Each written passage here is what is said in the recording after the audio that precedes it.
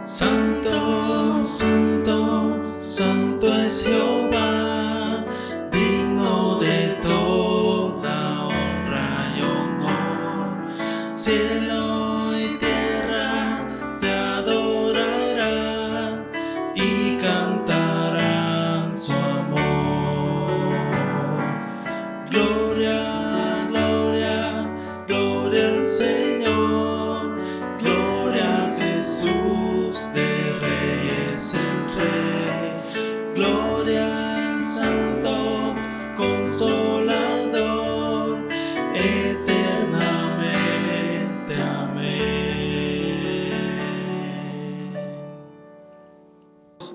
Y vamos a leer lo que dice la palabra de Dios. Asimismo, antifonalmente, empiezo yo, luego ustedes. Dice así: el hijo sabio recibe el consejo del padre, mas el burlador no escucha las reprensiones.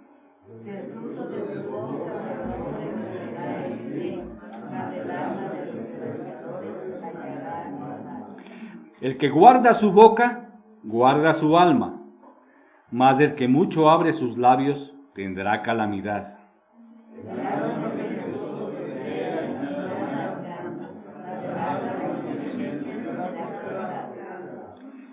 El justo aborrece la palabra de mentira, mas el impío se hace odioso e infame. La justicia guarda el perfecto camino, la impiedad transformará al pecador. Hay quienes pretenden ser ricos y no tienen nada, y hay quienes pretenden ser pobres y tienen muchas riquezas.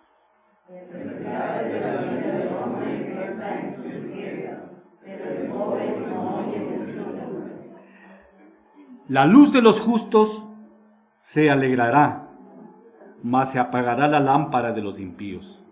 Ciertamente la soberbia conducirá a la ruina, mas los cansados tendrán la sabiduría. Las riquezas de vanidad disminuirán, pero el que recoge con mano laboriosa las aumenta. La esperanza que se demora es tormento de corazón, pero árbol de vida la que se desea oprimido. El que menosprecia el precepto perecerá por ello, mas el que teme el mandamiento será recompensado. La ley del sabio es manantial de vida, para apartarse de los brazos de la muerte. El buen entendimiento da gracia, mas el camino de los transgresores es duro.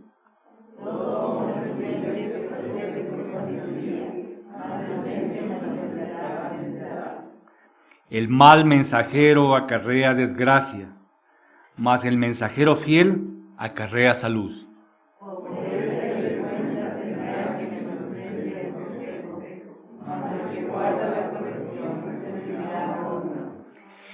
El deseo cumplido regocija el alma, pero apartarse del mal es abominación a los necios. El que anda con sabios, sabio será, mas el que se junta con necios será quebrantado. El mal perseguirá a los pecadores, mas los justos serán premiados con el bien. El bueno dejará herederos a los hijos de sus hijos, pero la riqueza del pecador está guardada para el justo. En el barbecho de los pobres hay mucho pan, mas se pierde por falta de juicio. El que defiende las antiguas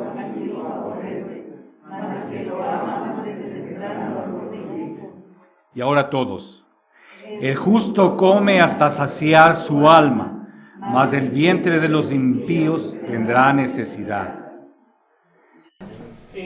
Una vez más, ¿cómo están, iglesia? Se les ve un poco apagados, y eso que hace un sol hermoso afuera, pero ¿cómo están?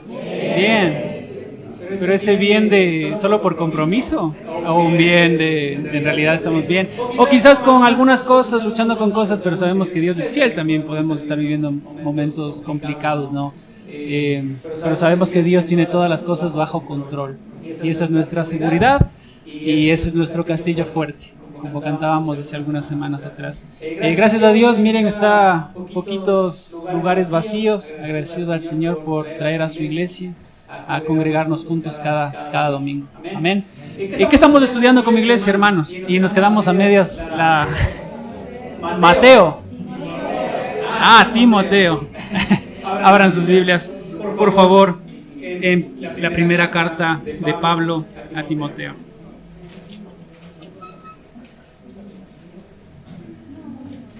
Bueno, mis hermanos, hemos llegado al capítulo 3. Ustedes saben que, nada más para recordarles un poco de la carta, las epístolas pastorales hasta ahora han sido muy prácticas, ¿verdad? Para nuestro crecimiento cristiano, para nuestra vida personal. Y son cartas que Pablo escribió, específicamente, en este caso, las cartas a Timoteo, a un joven pastor llamado Timoteo, para corregir cosas que estaban sucediendo en la iglesia de Éfeso de aquel entonces y que probablemente hoy se puedan también vivir en la iglesia actual.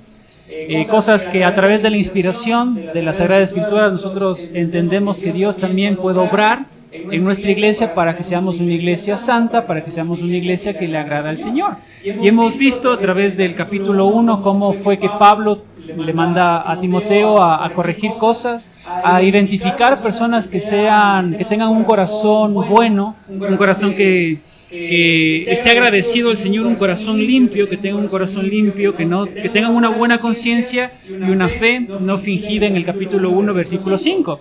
Gente que ame al Señor.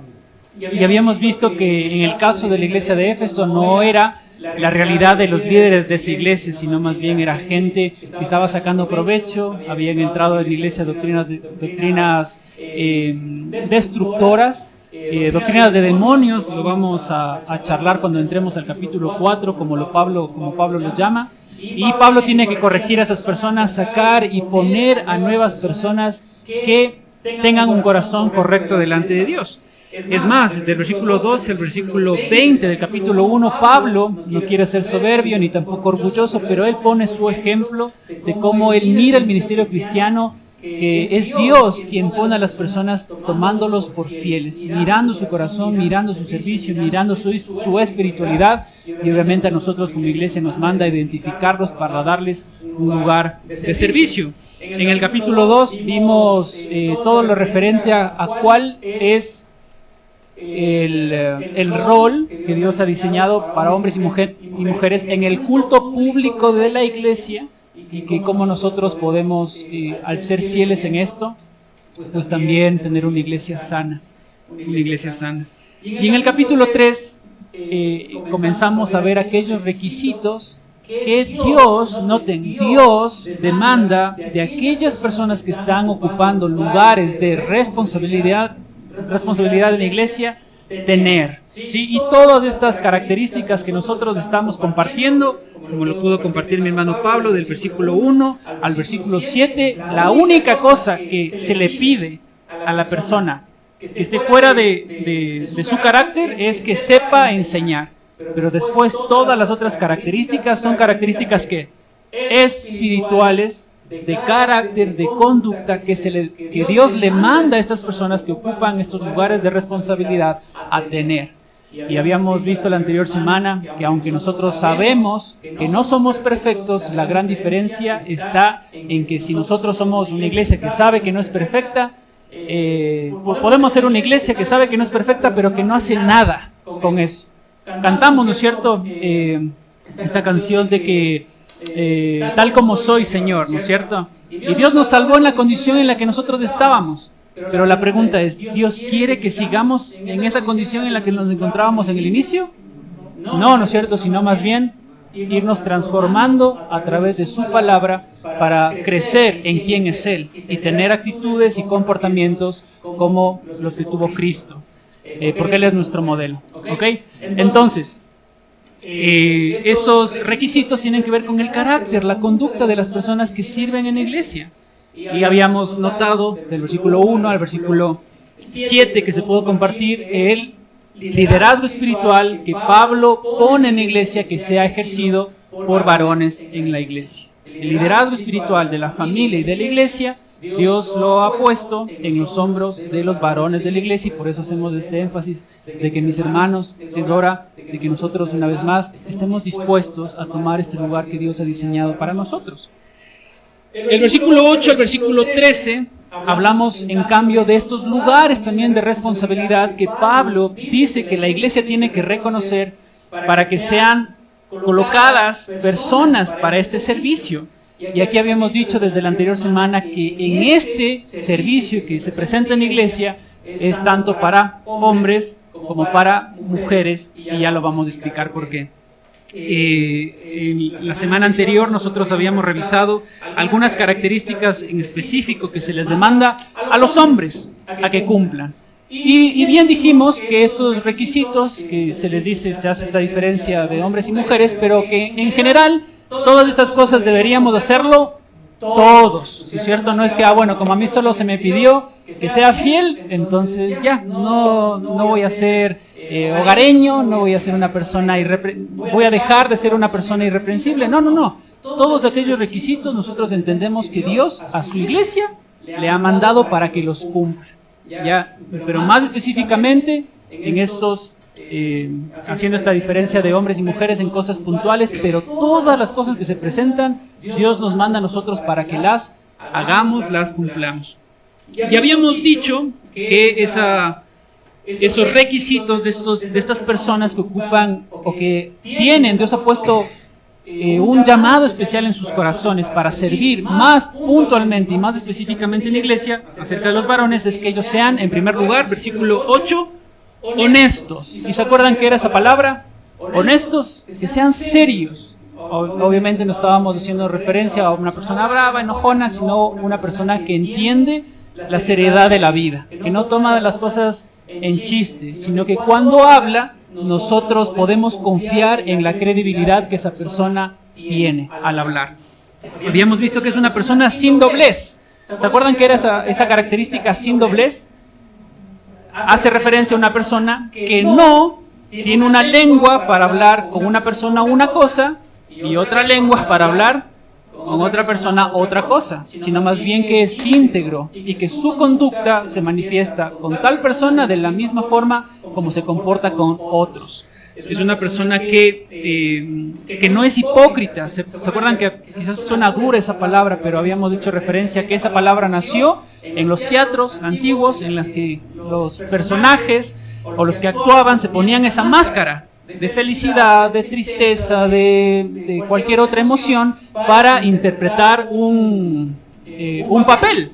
Entonces decimos o afirmamos que esa persona sin doblez es una persona sin máscaras. No se presenta delante de unos de una forma y delante de otros de otra. No, es exactamente igual en todas las áreas de su vida.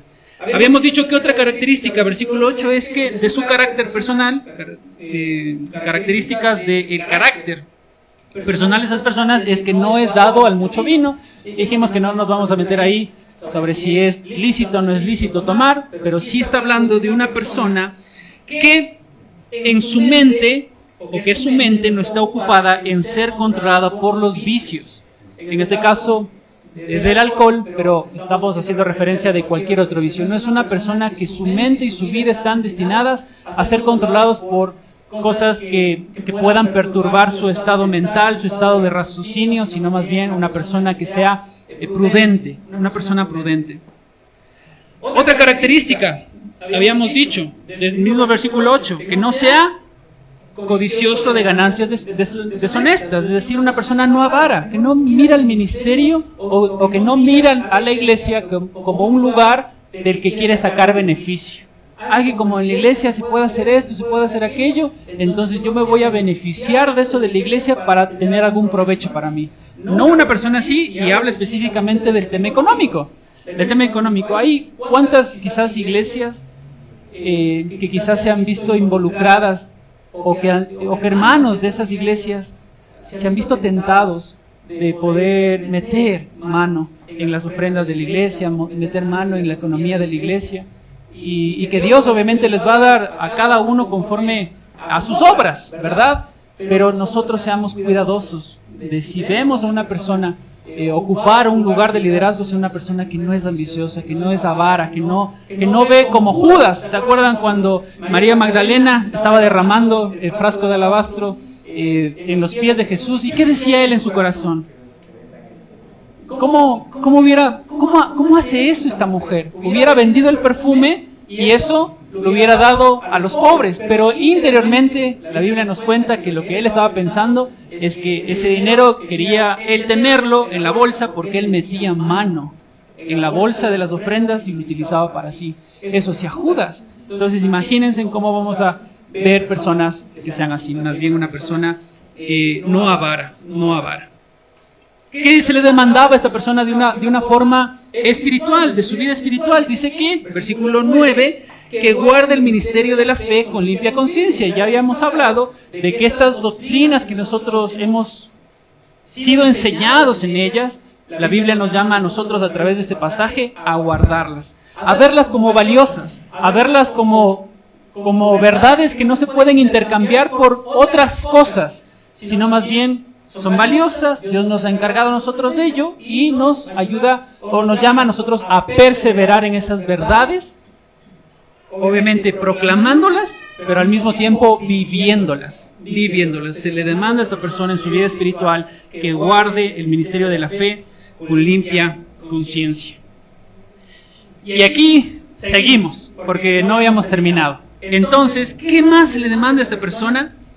En cuanto a su servicio cristiano, dice el versículo 10, y estos también sean sometidos a prueba primero, y entonces ejerzan el diaconado si son irreprensibles. Entonces, ya hemos dicho, mis hermanos, que la iglesia tiene que identificar a esas personas que han sido llamadas por parte del Señor de una forma específica para servir al Señor de una forma puntual, en quienes nosotros tenemos que darles oportunidad para que desarrollen ese servicio en medio de la iglesia. Ahora noten, mis hermanos, que lo que la iglesia demanda de esas personas que probablemente tengan ese llamado interior es que seamos o les orientemos a esas personas a ser constantes en la iglesia y fieles en la iglesia, o en la responsabilidad que nosotros le hemos encomendado a esa persona. ¿Y por qué razón nos lo dice? Porque si nos adelantamos una página más, miren lo que dice 1 Timoteo capítulo 5, versículo 22. Noten la exhortación aquí de Pablo a Timoteo. No impongas con ligereza las manos a ninguno, ni participes en pecados ajenos. Consérvate puro. De manera que, mis hermanos, ¿qué se espera de las personas que están en el liderazgo cristiano? Que nosotros como iglesia, antes de ponerlos en estas responsabilidades, y se acuerdan que habíamos dicho entre comillas estos cargos, seamos prudentes en identificarlos a ellos y animarles a que sean fieles, animarlos a que ellos sean constantes, porque únicamente el paso del tiempo en medio de la iglesia nos va a ayudar a nosotros, a los líderes y a la iglesia en sí, a identificar si esa persona es apta para el ministerio. Necesitamos como iglesia probar a los hermanos para después aprobarlos en medio de la iglesia. Nosotros utilizamos una frase, ¿no es cierto? Por sus frutos los conoceréis, ¿verdad? Entonces, ¿y esta frase la utilizamos en qué sentido? Para identificar probablemente una persona que es creyente de una persona que no es creyente, ¿verdad? Entonces, si una persona produce frutos, cambia su vida, cambia sus hábitos, probablemente esa persona sea creyente, sea una persona que quiera, porque ha sido transformado de vuelta, le ha sido dada una naturaleza nueva, y obviamente esa persona es movida a actuar de una forma que ahora es agradable delante de Dios. una persona que produce frutos. Pero una persona que no produce frutos, probablemente no produce frutos no porque los frutos sean escasos, sino porque simplemente no es creyente. Ahora, mis hermanos, utilizamos esa frase para identificar creyentes de no creyentes. Pero ¿cómo nosotros como iglesia identificamos creyentes maduros e inmaduros? ¿Cómo hacemos eso como iglesia? Yo creo, y lo ponía acá, ¿cómo nosotros identificamos el carácter y la conducta madura de una persona para ocupar un lugar de responsabilidad en iglesia? A través del tiempo. Del tiempo de esa persona que pasa en iglesia y de su compromiso con la iglesia. Ahora noten, hermanos, que nosotros no sabemos cómo ustedes son afuera de la iglesia. Nosotros no estamos constantemente con ustedes todos los días, tampoco estamos en sus trabajos, tampoco estamos en las cosas que ustedes realizan a diario. Pero la iglesia sí es el lugar en el que nosotros podemos verles a ustedes. Podemos mirar su conducta, podemos mirar su carácter, podemos mirar cómo ustedes se manejan. Entonces, la iglesia es necesaria que se tome tiempo. Que se tome un tiempo, obviamente la Biblia no dice cuánto tiempo es el adecuado, pero sí el necesario para que para que nosotros podamos ver en esa persona una persona probada, una persona irreprensible. Noten cómo termina el versículo 10. A ver si ellos son irreprensibles. ¿Y se acuerdan cuando compartía mi hermano Pablo la anterior prédica sobre la palabra irreprensible? ¿Qué significa una persona irreprensible? Que no tiene algo en su vida de lo cual una persona pueda tomarse y bajarlo. Se hace siempre una comparación. Una persona irreprensible es una persona que no tiene una orejita como la tienen los jarros para tomar, ¿no es cierto? Los jarros tienen esa orejita para que nosotros podamos agarrar el jarro y tomarnos la coladita morada que ya la tomamos, ¿no es cierto? Pero una persona irreprensible es una persona que la gente no tiene de dónde agarrarse para decir esa persona no tendría que ocupar ese lugar. Y eso la iglesia lo identifica con ¿qué? Una vez más, con el tiempo que pasa en la iglesia, y obviamente los líderes están encargados de mirar a esas personas y la iglesia también a aprobar eso. Porque ¿cómo nosotros como iglesia vamos a poner a una persona en una responsabilidad cristiana cuando toda la iglesia sabe, pero ese hermanito es así, es asado?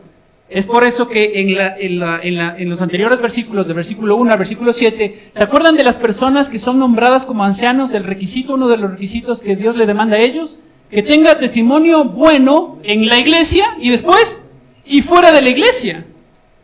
Porque son lugares de responsabilidad que si la propia gente de la iglesia cuestiona la vida de ellos, probablemente no sean sumisos a mirar el liderazgo que a través de Dios esa persona pueda dar a la iglesia. ¿Se dan cuenta?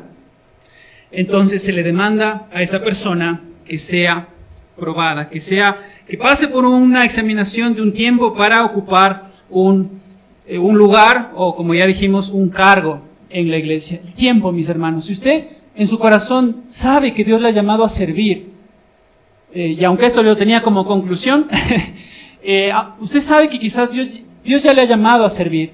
Y quizás hoy como iglesia nosotros no tenemos muchos ministerios, pero sea constante. Que nosotros podamos mirar en usted, que podemos contar con usted en la iglesia.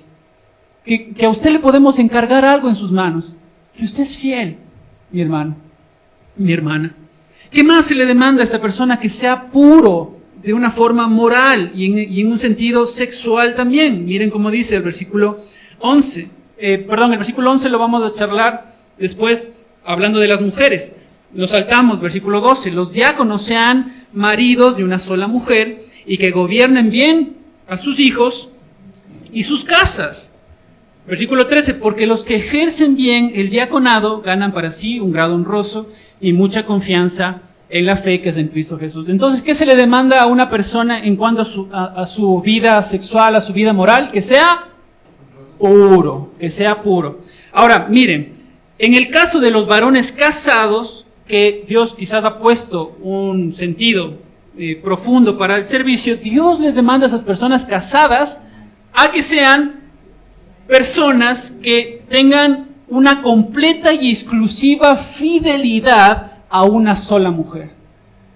Y eso es sano, mis hermanos. ¿Cómo vamos a esperar que una persona que ocupa un lugar de liderazgo en la iglesia sea una persona que que ve a un montón de mujeres, que no es fiel, que no tiene exclusividad con su pareja. No, tiene que ser una persona fiel, una persona que da ese amor únicamente y completamente a una sola persona y obviamente exclusiva en el vínculo del matrimonio. Ahora, claro, obviamente hay la pregunta, ¿no? Pero bueno, si yo soy una persona soltera, soy un hombre soltero, entonces, ¿este versículo acaso está restringiendo que las únicas personas que pueden servir sean personas casadas? No. Acompáñame un ratito a Primera de Tesalonicenses, capítulo 4, versículo 1 al 5.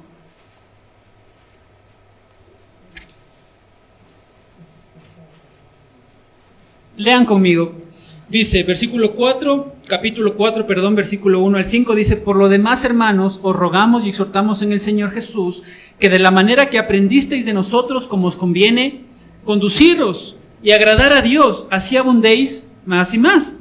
Porque ya sabéis qué instrucciones os dimos por el Señor Jesús. Pues la voluntad de Dios es vuestra santificación, que os apartéis de fornicación. Y nos vamos a quedar en el versículo 4. Que cada uno de vosotros sepa tener su propia esposa en santidad y honor. Ahora, yo voy a hacer aquí un énfasis. La palabra esposa, obviamente nosotros no hablamos griego, pero tenemos que remontarnos a esas palabras en griego. Esa palabra que se utiliza allí se traduce en griego como skewos, ¿ya? Y es una palabra que en otros textos de la Biblia se traduce como vaso. Noten conmigo, Primera de Pedro, capítulo 3, versículo 7.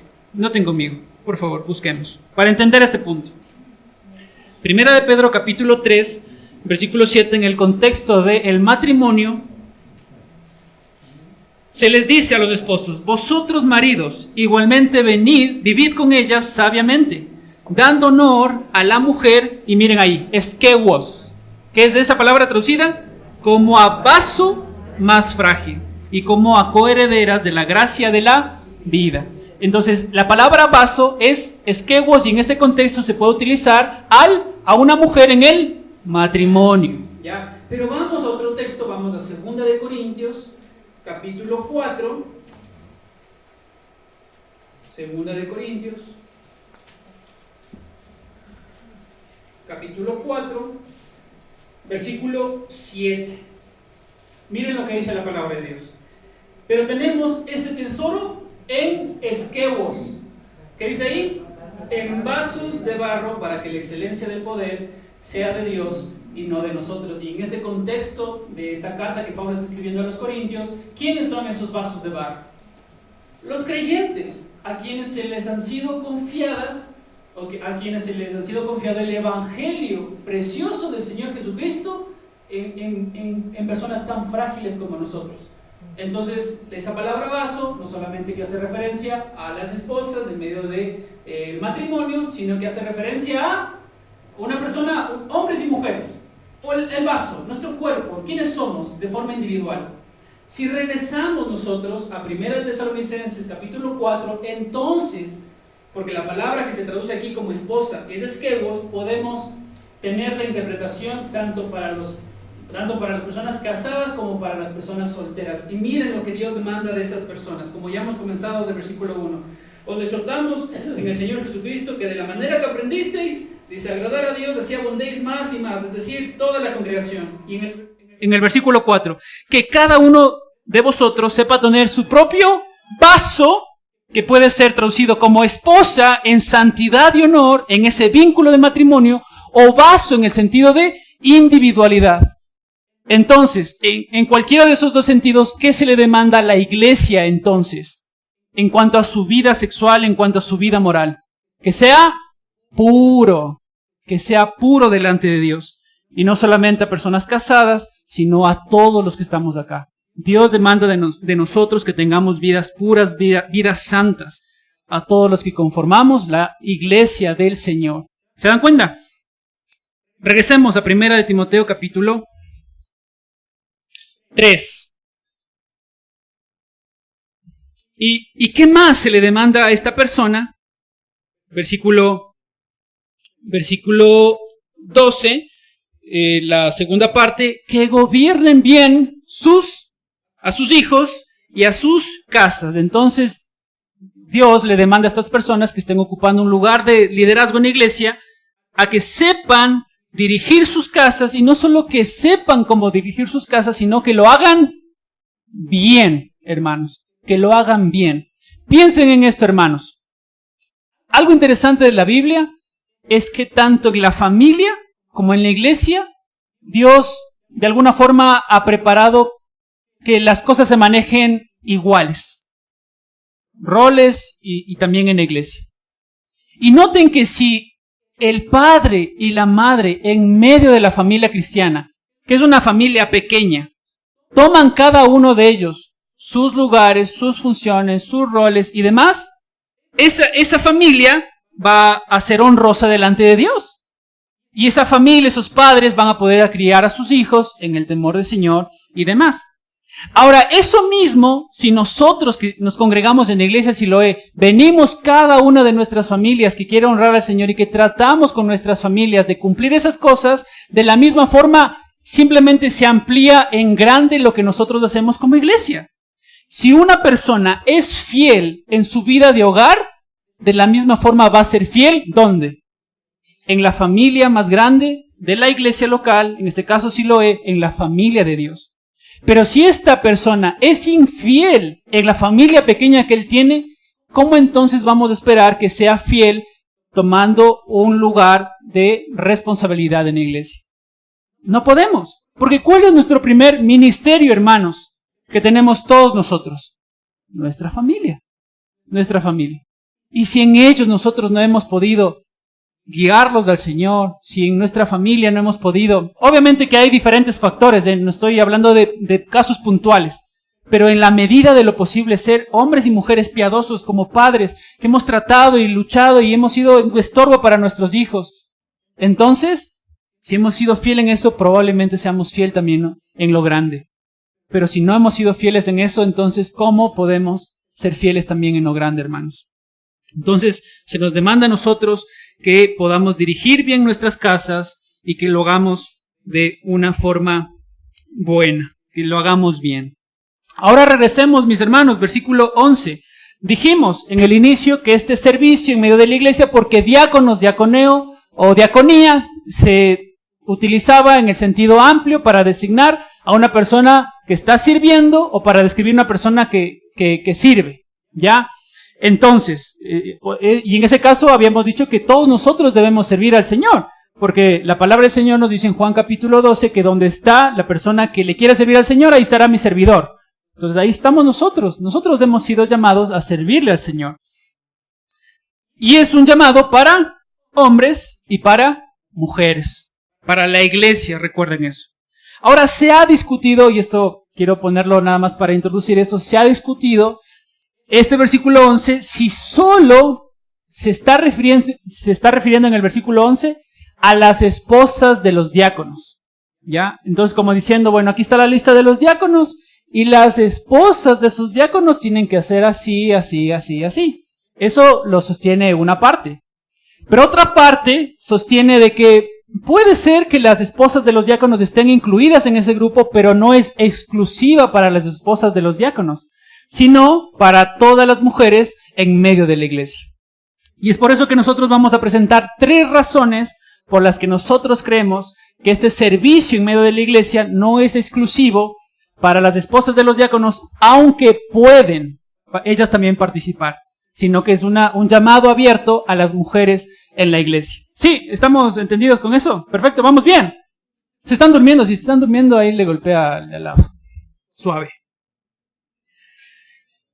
Primera razón, hermanos, por las cuales nosotros consideramos que este servicio también, el servir en medio de la iglesia se les ha dado un lugar a las mujeres. Primera, porque si nosotros solo, o mejor dicho, si nosotros interpretamos que la palabra del versículo 11 únicamente se refiere a las esposas de los diáconos, noten esto. Limitamos el servicio de la iglesia, servicio, ¿se acuerdan? Diaconía. Limitamos ese servicio ¿a quiénes?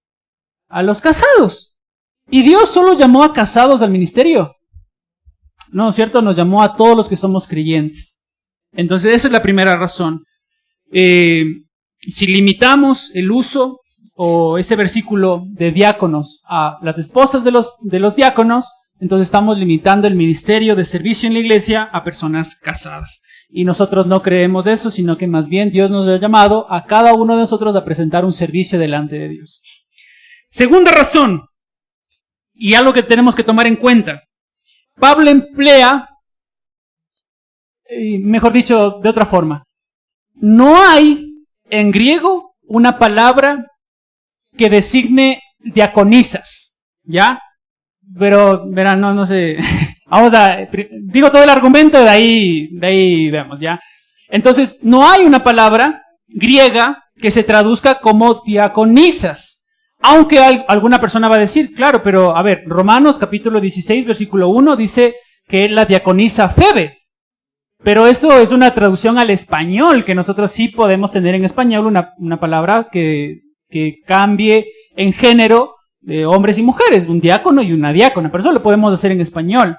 Pero no hay una palabra griega que se traduzca como específicamente diaconisa.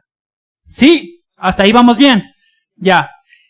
Entonces, si este término diaconía se hace referencia tanto para hombres y para mujeres, lo que nosotros entendemos en el versículo 11 es que Pablo tuvo la intención no solamente de poner la palabra diáconos, que podría ser para hombres y para mujeres, sino más bien designar de una forma diferente a las mujeres y llamarlas y las mujeres, dando a entender de que quería hacer esa distinción específica. Están los diáconos, la palabra que se usa ahí es diáconos, pero también están las mujeres. ¿Me hago entender?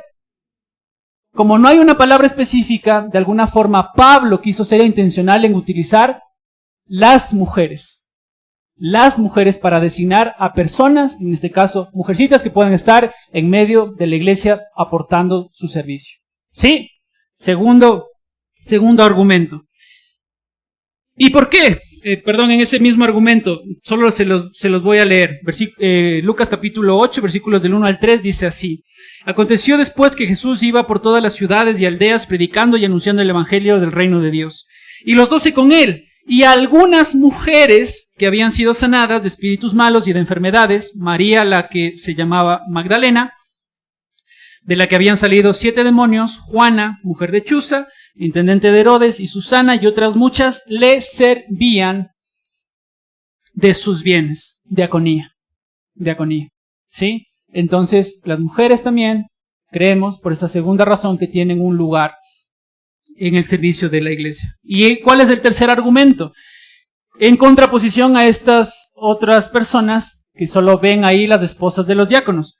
Si estuviera hablando únicamente de las esposas de los diáconos, tendría que comenzar el versículo 11 con un pronombre posesivo. ¿A qué me estoy refiriendo? Si este versículo 11 únicamente se está refiriéndose a las esposas de los diáconos, debía comenzar así. O mejor dicho, debía terminar el versículo 10 y comenzar así el 11. Dice, si son irreprensibles y sus mujeres, asimismo sean honestas y Tendría que haber comenzado así. Y sus mujeres, un pronombre posesivo para hacer referencia de que se habla de las esposas de los diáconos. Pero ¿se utiliza ese término acá? No se utiliza ese pronombre posesivo, y es decir, que se le da a la mujer un lugar en el servicio.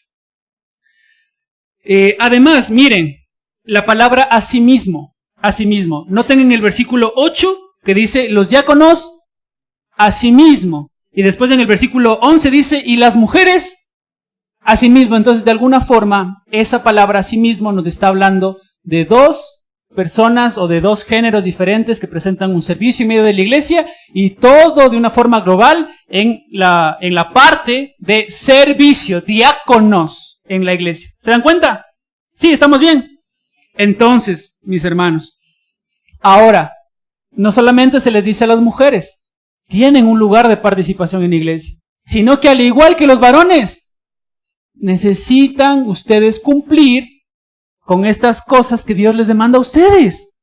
Dios se les dijo a los varones lo específico que tenían que cumplir, que obviamente entendemos que es todas esas cosas para todos. Pero ¿qué es lo puntual que las mujeres deben entender al presentar un servicio cristiano?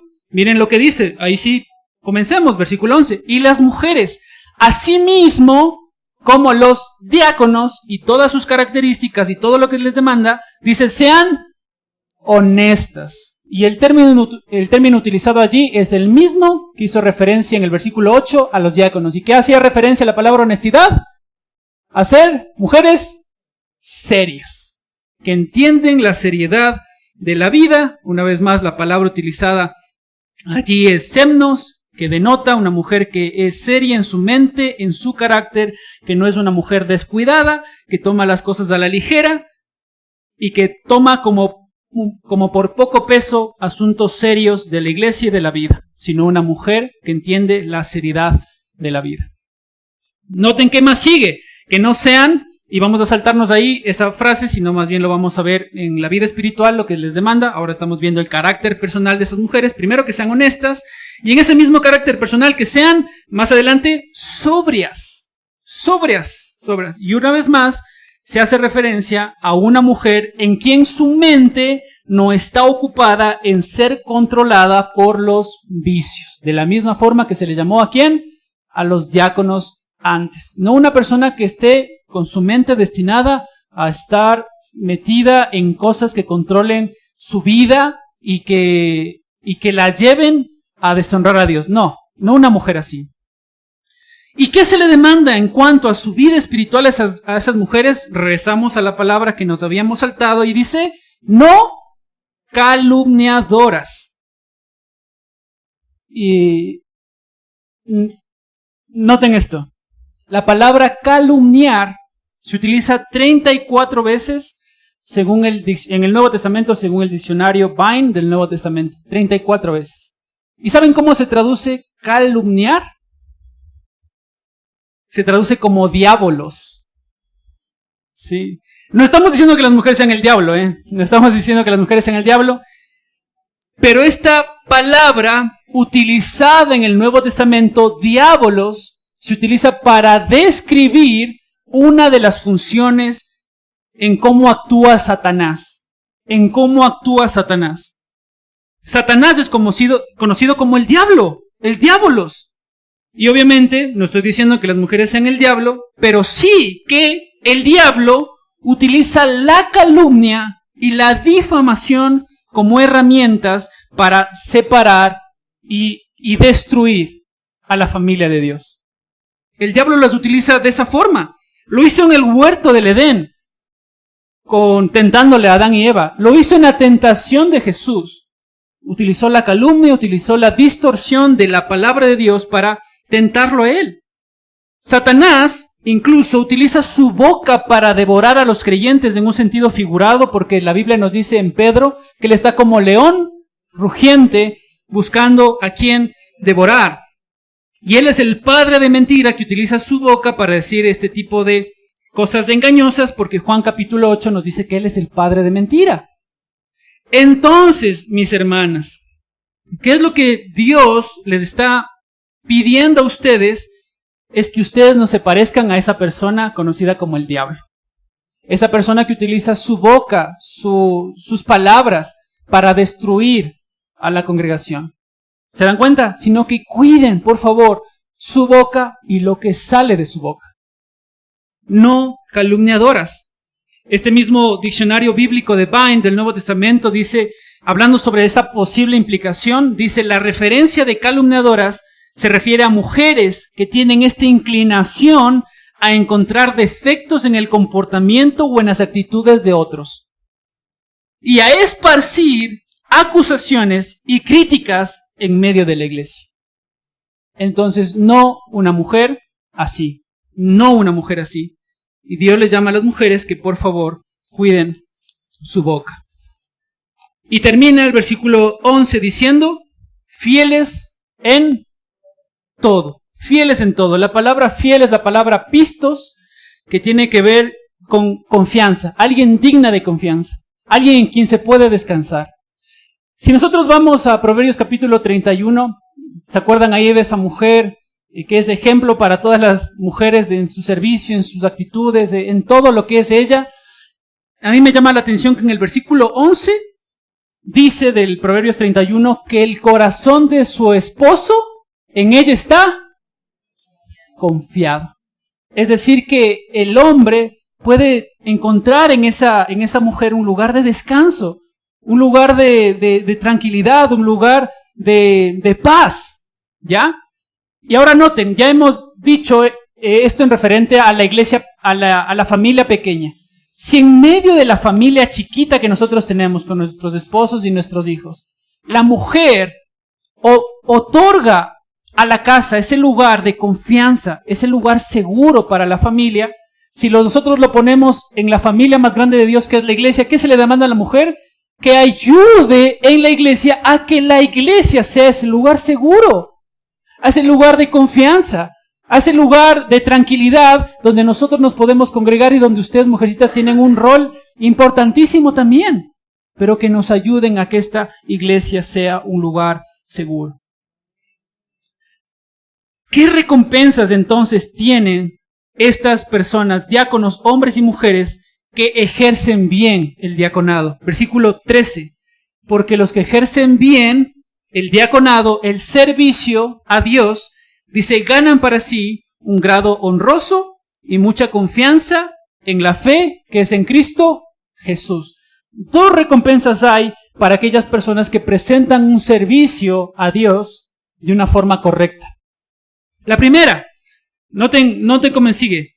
Dice, los que ejercen bien, esto lo traduce la NBI, dice así, la primera recompensa. Dice, los que ejercen bien el diaconado ganan un lugar de honor. Un lugar de honor, esa es la primera recompensa. Que ellos ganan en medio de la iglesia un grado honroso de parte de la iglesia hacia ellos.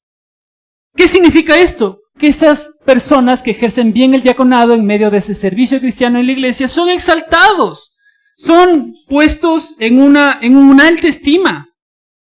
No son exaltados porque buscan ellos ser exaltados, no son exaltados porque tienen que ser exaltados, no son exaltados porque merecen ser exaltados, son exaltados porque el resultado de su vida y de su conducta es un ejemplo para la iglesia, que conduce a otras personas a vivir de la misma forma en el temor de Dios. Por eso son exaltadas esas personas. ¿Y cómo se ve esa exaltación en medio de la iglesia? A través del respeto y de la honra de las personas a quienes ellos sirven. La gente a quienes sirve y mira su conducta de esa persona fiel, lo va a tener en alta estima, ¿sí o no? Eso han sido muchos líderes para nosotros.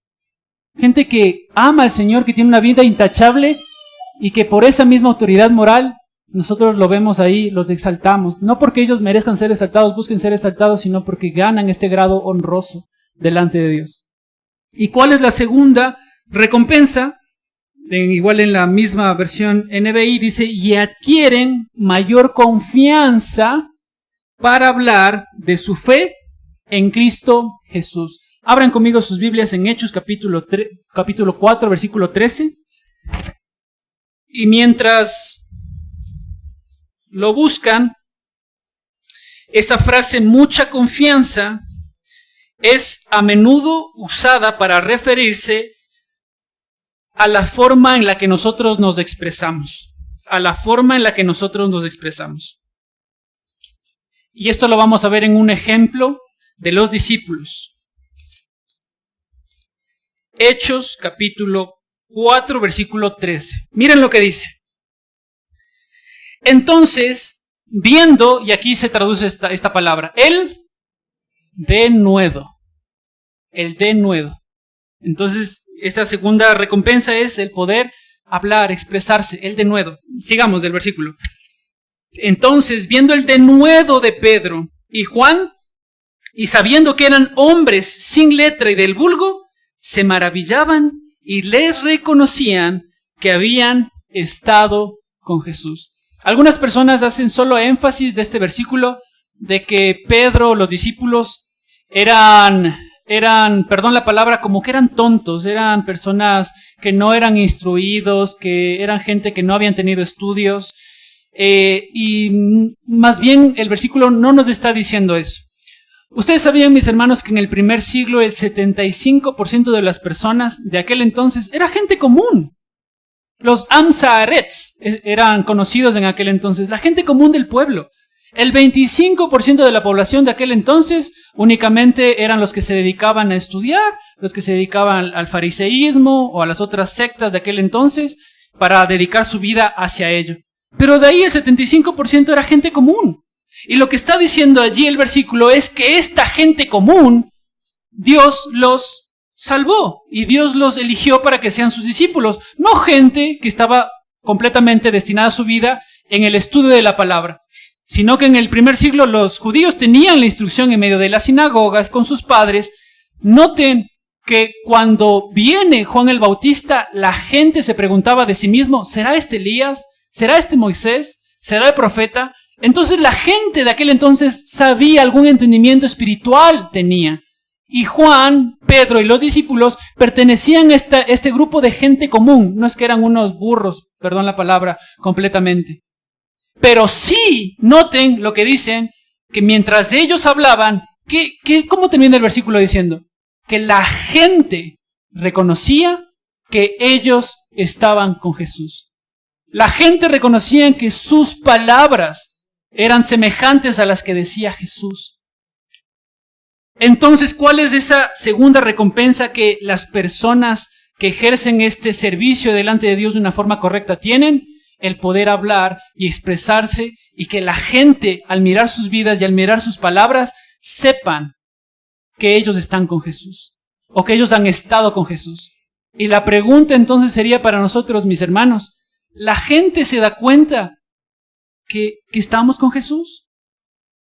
Con nuestras acciones, con nuestra vida, con nuestras palabras, ¿la gente se da cuenta que estamos cerca de Él? Conclusiones, mis hermanos, de todo esto que vimos de estas 2 semanas. Todos somos llamados al servicio de parte del Señor.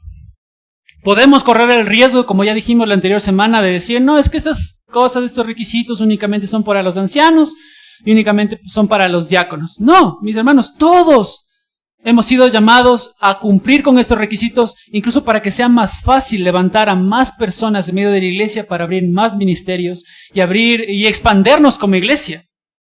¿Se dan cuenta? Todos hemos sido llamados. Entonces, mi hermana, mi hermano, no crea que este servicio únicamente es para esas personas diferentes a usted. No, para usted también lo es. Para todos. En segundo lugar, nosotros también podemos ser propensos de que nosotros como iglesia o como líderes de la iglesia estamos buscando gente perfecta. Ya dijimos, ¿estamos buscando gente perfecta? No. Pero sí personas que entiendan que esos lugares de responsabilidad en la iglesia demandan que nosotros nos esforcemos por llegar a esas metas que Dios demanda de nuestras vidas. ¿Se dan cuenta? No gente perfecta, sino gente madura que entiende lo que Dios le ha llamado a hacer y que busca alcanzar esos lugares. En tercer lugar, también podemos ser propensos, y algunos quizás pueden pensar, no, es que yo ya tengo tantos años. Soy viejo, soy muy joven. Quizás Dios no puede utilizar mi servicio en medio de la iglesia. No, mi hermana, no. Usted no es lo suficientemente viejo, ni tampoco lo suficientemente joven para prestar un servicio al Señor. Timoteo tiene 30 o 40 años mientras está recibiendo estas instrucciones de parte de Pablo. Noten algo interesante. Moisés, ¿a qué edad fue salvado de ser muerto en Egipto? No, ¿a qué edad? A pocos meses, ¿no es cierto? Pocos meses de vida tenía Moisés antes de que se ponga el edicto y que mueran todos los niños, ¿verdad? Pocos meses. Pero mis hermanos, fue salvado a los pocos meses, pero no fue hasta los 80 años que Moisés fue llamado para liberar o conducir a un pueblo de más de 2 millones de personas en medio del desierto y cruzar el Mar Rojo. Entonces, mi hermano, usted no es lo suficientemente viejo para presentar un servicio en la iglesia para el Señor. saque de su mente eso.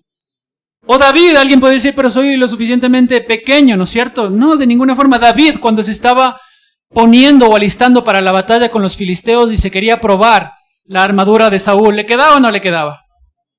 Un hombre pequeño, pero que en el temor de Dios ganó o no ganó. Ganó la batalla en nombre de Jehová de los ejércitos. Entonces el servicio en medio de la iglesia no está limitado en edad, hermanos.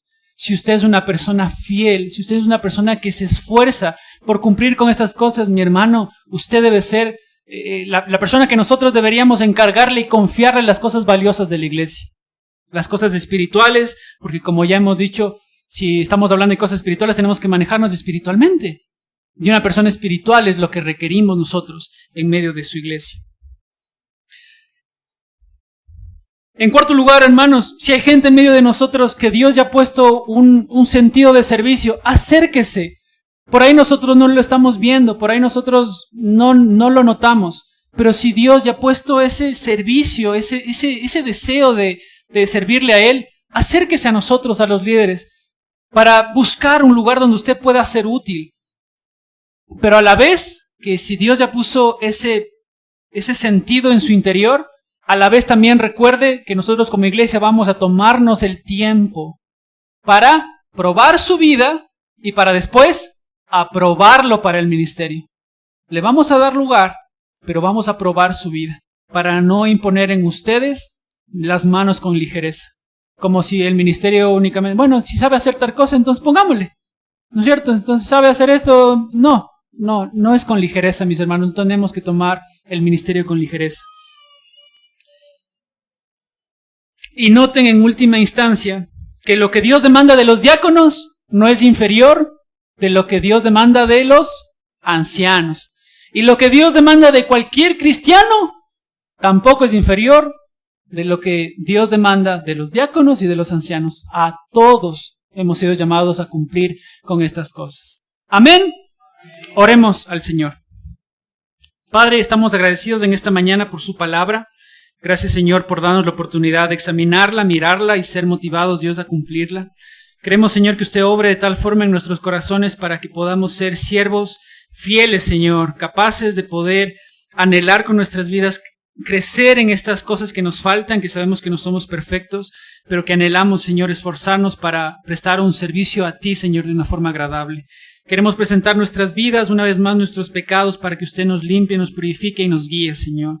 Mantenga su bondad, Señor, con nuestras familias, con nuestra vida personal, y ayúdenos, Dios, a exaltar su nombre en cualquier cosa que nosotros hagamos. Oramos agradecidos de estas cosas en los méritos de Cristo Jesús. Amén.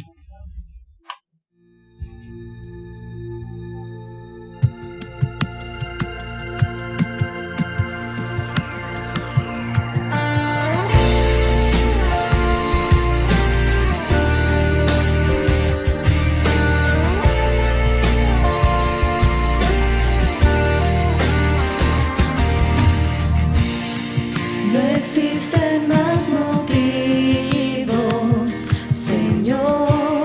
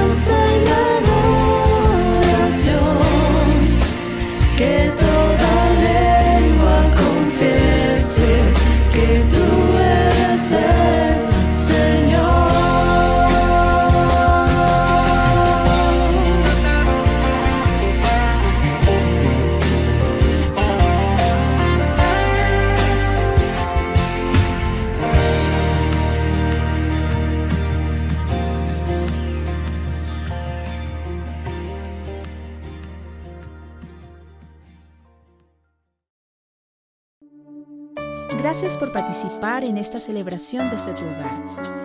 Damos gracias a Dios por la oportunidad de escuchar su palabra. Recordemos siempre que como una sola iglesia nos mantenemos unidos en oración con cristianos alrededor del mundo.